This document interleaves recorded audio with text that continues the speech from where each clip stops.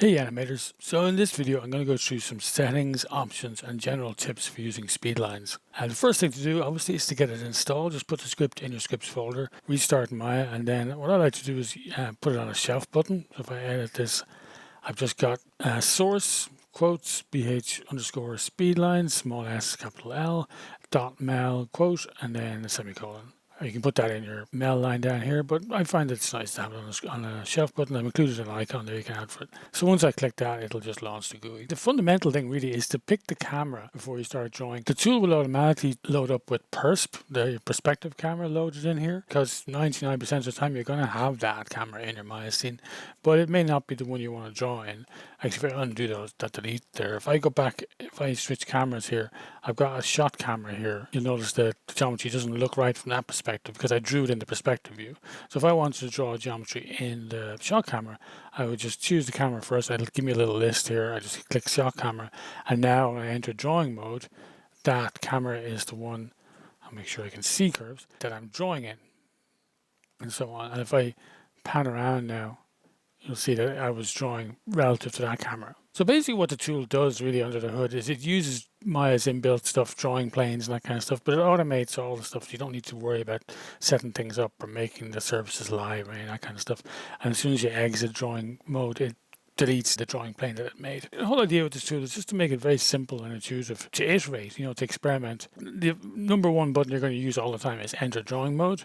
And once you got that, then you're using this pencil and you can draw. I find, just a general tip on drawing with this, I don't have the steadiest of hand. I'm not really an illustrator by any stretch of imagination, but I find I generally get a better line if I do a fairly quick sort of gestural line, almost like I'm doing a gesture drawing, rather than if I kind of basically drawing from my elbow, rather than say drawing from my wrist, which tends to get a little bit noodly and a little bit wobbly, which you may want in some situations.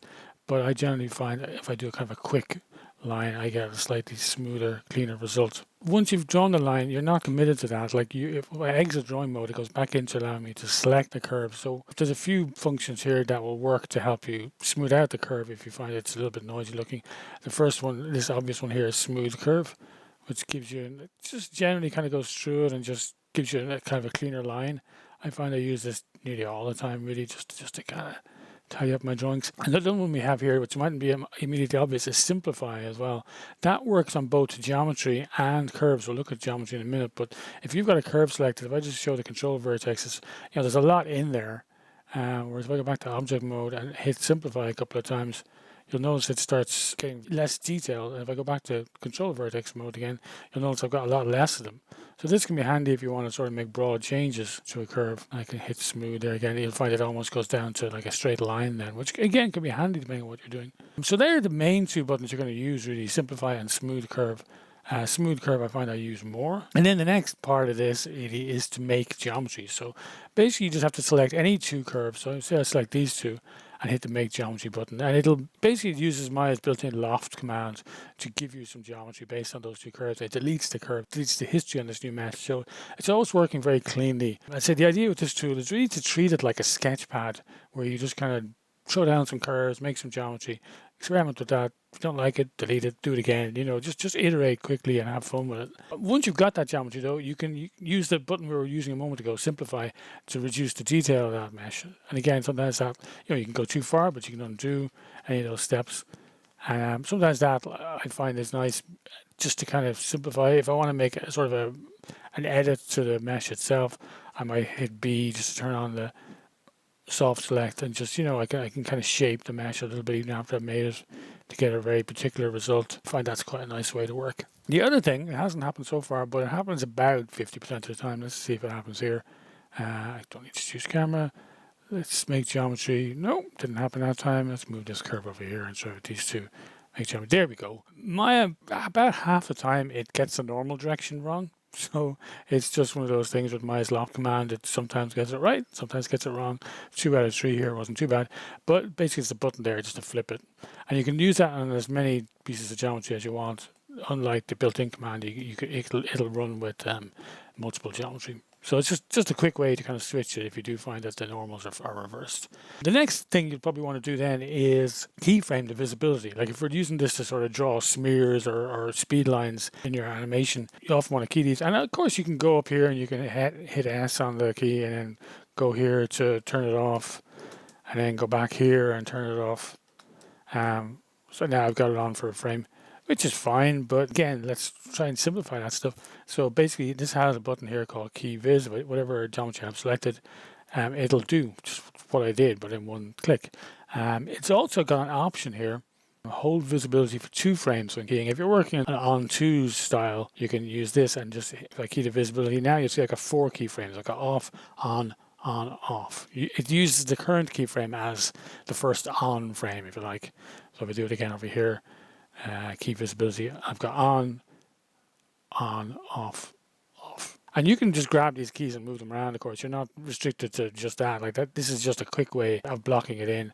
If I want it to be on for 4 frames or whatever, or 3 frames, I can do all that manually. It's just keyframe the visibility, just like a regular Maya object. One other thing it does as well when it creates the geometry is it orients it to the camera. So you'll notice there if I look at the move tool, I can't see the z-axis because it automatically centers the pivot as well. So it makes it a little bit easier to move around. So I can actually rotate and move this in camera space, which is pretty nice.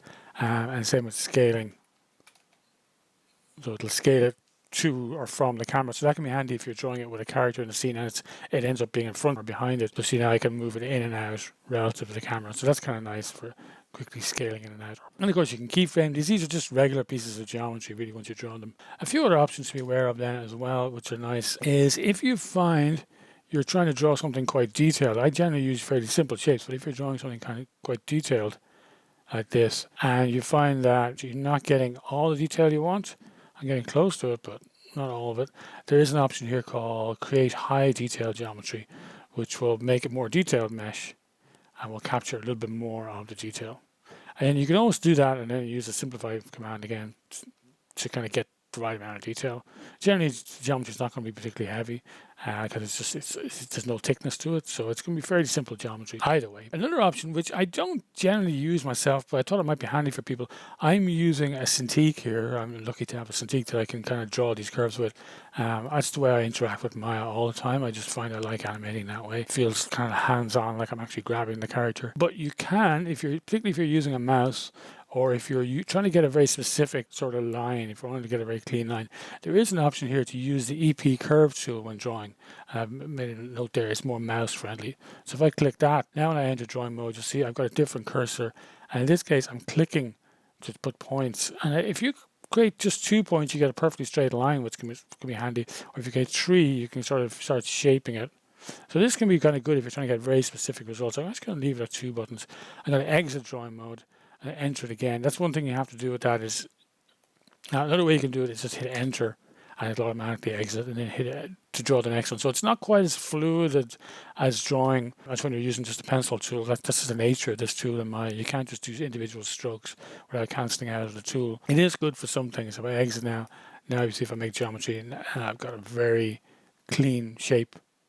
I've still got that high detail geometry option on. So if I simplify this now, I should get a very simple shape. And one more option that we've not covered is put drawn geometry on a display layer. This can be handy as well. I'm going to delete that. And I'm going to go back to my EP curve tool. So I'm just going to make a bunch of lines.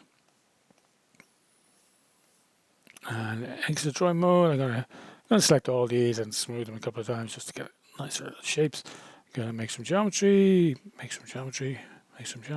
Notice that there's a display layer down here now, and that's got all of these on it because I had that option on. And any new geometry that gets created will get added to that layer. So it's nice because I can quickly show and hide them, or I can switch that to reference. Now I can't select them and then go back to my animate my character. That is all the settings then for now. The next videos I'm going to make are going to be on kind of the more creative uses of the tool.